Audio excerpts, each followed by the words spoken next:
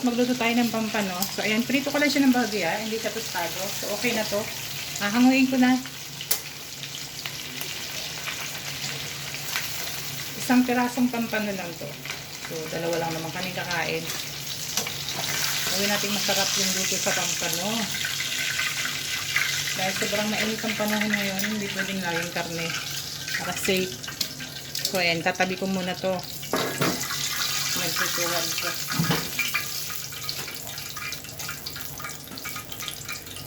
Tamay tayo ng isang kawali. Ayan. Painit muna natin. Okay na yung kawali. Okay na yung kawali. Mainit na. So maglagay tayo ng mantika.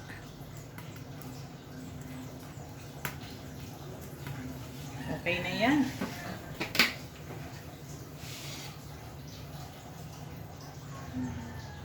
Unahin ko yung luya.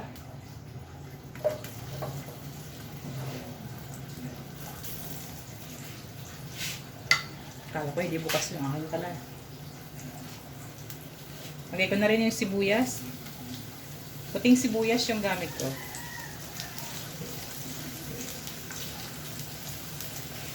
Lagay ko na rin yung bawang.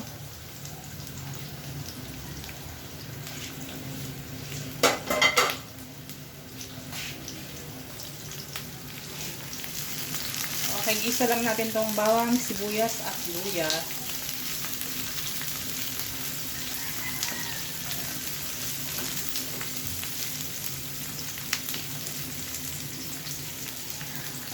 Maglagay na rin tayo ng kamatis. So marami-raming kamatis, no? 4 na kamatis yan.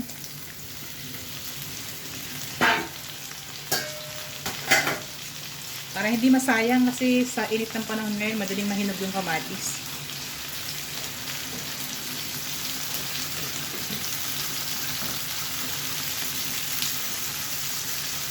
Palalambutin ko lang yung kamatis, pero maglalagay ako ng kaunting asin muna.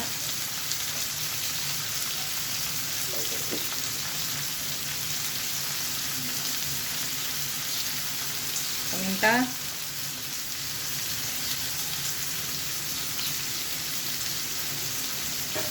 Okay, tatakpan ko para mabilis lumambot yung kamatis. Okay, halo natin para ma-check natin yung kamatis kung malambot na.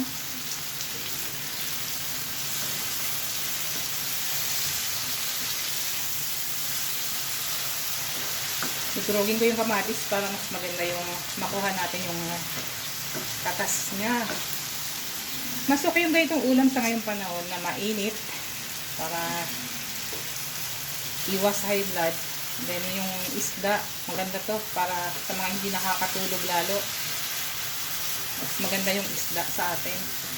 Lalo sa mga adults. Ayan, okay na yung kamatis. Maglalagay ako ng tubig bilang sabaw ng ating isda.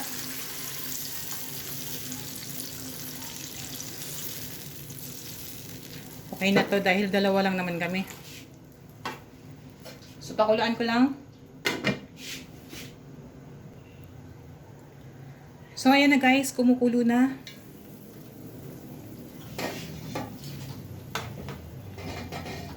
Timplahan natin ng patis. Tansyahin nyo lang para hindi umalat.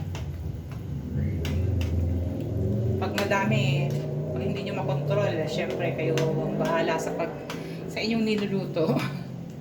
Okay.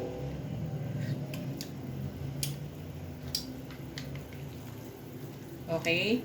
So maglalagay ako ng bechin. Busin ko na dahil wala naman ng laman to.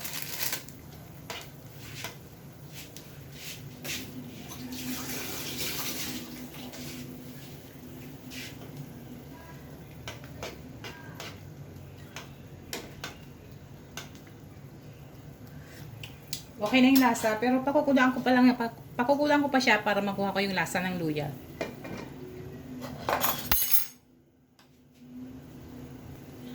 Ayan, at ito na guys, lagay natin yung isda.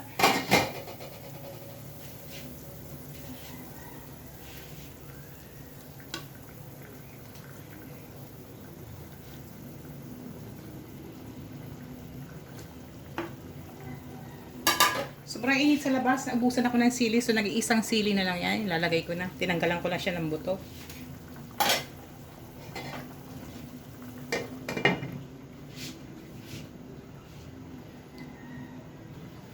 Baliktarin natin guys. Para maganda yung lasa ba. Makuha natin ang gusto. Yung gusto nating lasa sa isda.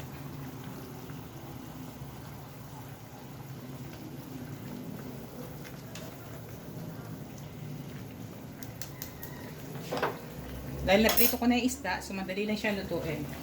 Then, maglalagay ako ng gulay. Yan, importante yan, gulay. Repolyo. Ito naman ay madaling lutuin. Ay, may beans pala, so maglalagay din ako ng beans.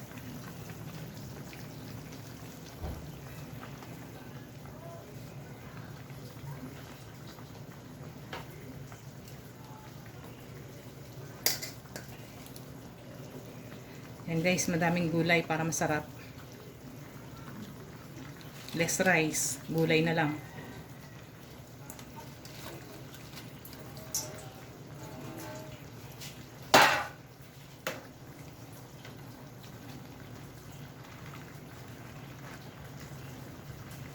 Gagawin kong kanin yung gulay. Yan, okay, takpan natin. So, saglit lang yan. Okay, lubog natin yung gulay, no?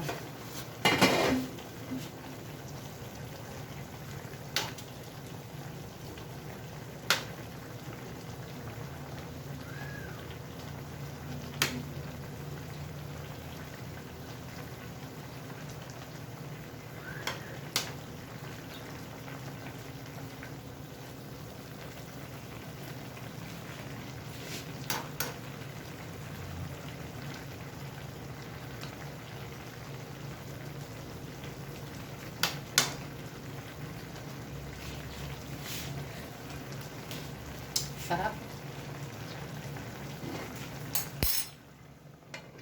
Okay guys, masarap at matipid na ulam na to. Ayan, luto na. Ayan, ang bilis lang lutuin, di ba? Isang pampano. Pampanong isda. So, halagang 150 pesos. Medyo mahal talagang pampano dito sa Pilipinas eh, no? So, nilagyan na lang natin. Andali lang. Yan, basta may gulay. Okay na yan. Lalong-lalo na sa ganitong panahon. Sobrang napakainit. Kailangan natin maging ligtas kahit sa kinakain. Okay. So, ayan na. Kain na na.